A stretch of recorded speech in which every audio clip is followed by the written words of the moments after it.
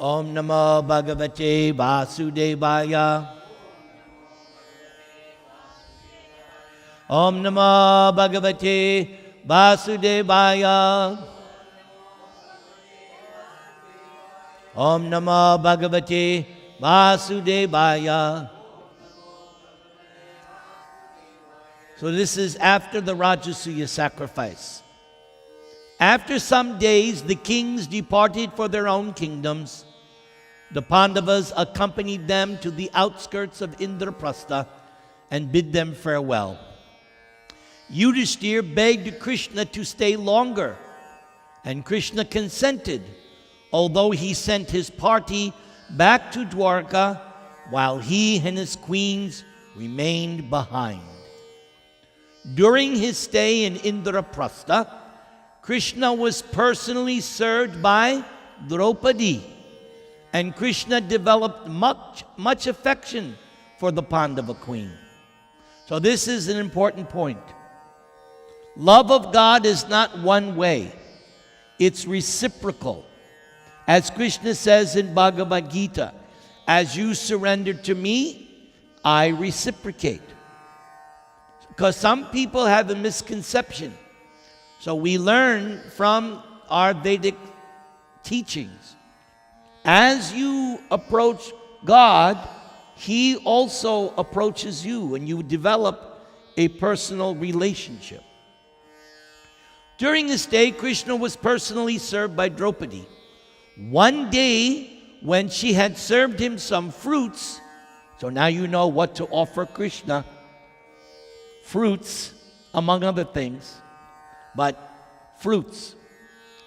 One day, when she had served him fruits, Krishna began paring them with a knife.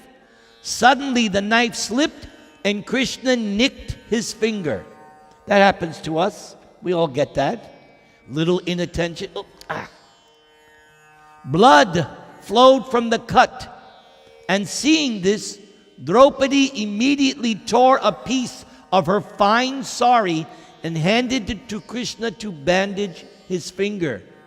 Taking the cloth, Krishna smiled and said, "O gentle lady, I will surely repay this gift of your sari."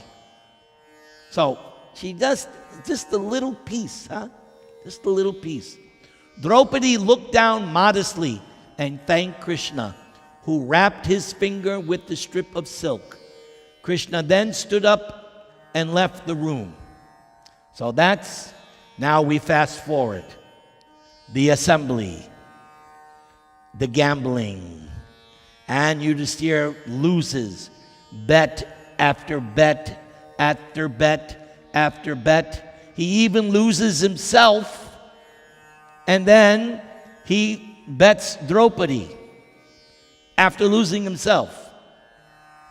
So, bound by morality, the Pandavas slowly removed their upper garments, threw them down. They sat silently as Dushashan approached the wailing Draupadi. Dushashan took hold of the end of Draupadi's cloth and pulled on it forcefully. Draupadi held her sari tightly in an attempt to protect herself. So that's significant. She tried to protect herself, but it was useless. Her strength was nothing compared to that of Dushashan. She looked again at her, how many husbands? 5 husbands.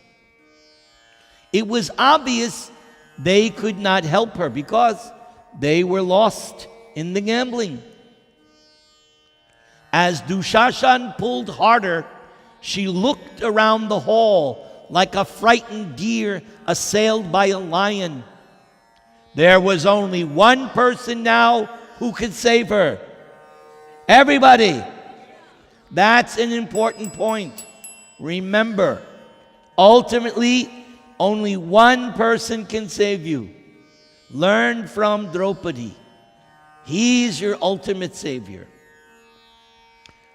Krishna, who sees everything, and it was always her shelter.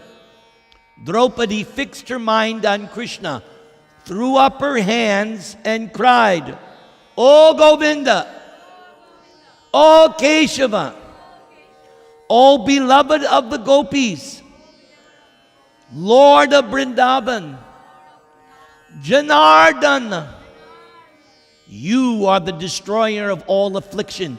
I am sinking into the Kuru ocean.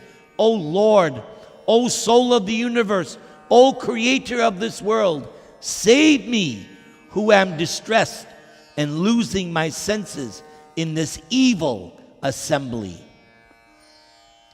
From where he was seated in Dwaraka, so imagine, that's several hundred miles, right?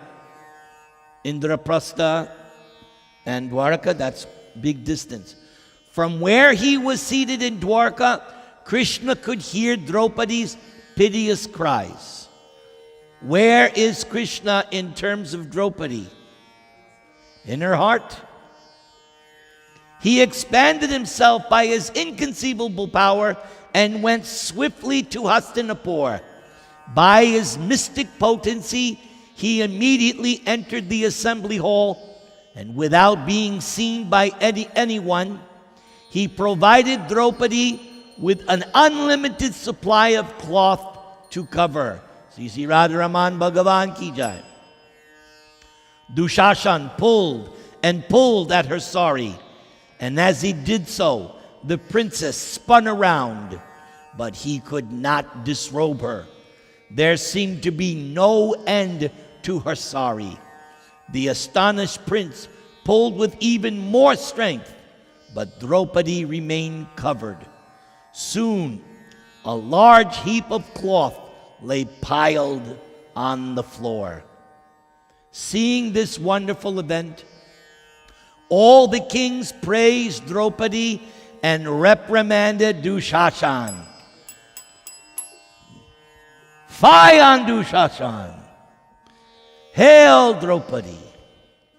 The prince was exhausted from his futile attempt to undress the Pandava's wife. He sat down perspiring, and he was perspiring heavily. Bhima leaped up, raising his arms. O kings of the world, listen to my words. I shall now make a vow unlike any other that has been made before, and nor shall a vow like this be made in the future. If I do not forcibly tear open the breast of this sinful wretch Dushashan on the battlefield and drink his blood, then may I not obtain the path of my ancestors. Hearing Bhima's terrible words, the kings applauded and again censured Dushashan. A clamor arose. So, this week I read that section, how Dushashan was killed by Bhima, and he drank the blood, and he said, "This blood is better than the milk from my mother's breast. This blood of Dushashan is better than any kind of nectar. For now the end of the war is here, and I have avenged Draupadi." Very good. Everybody chant the Maha Mantra.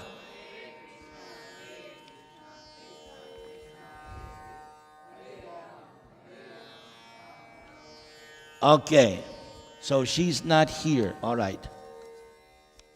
So, let's see.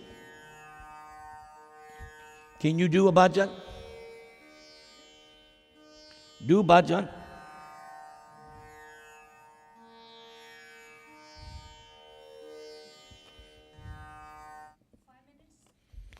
No, you have 10. Is that all right?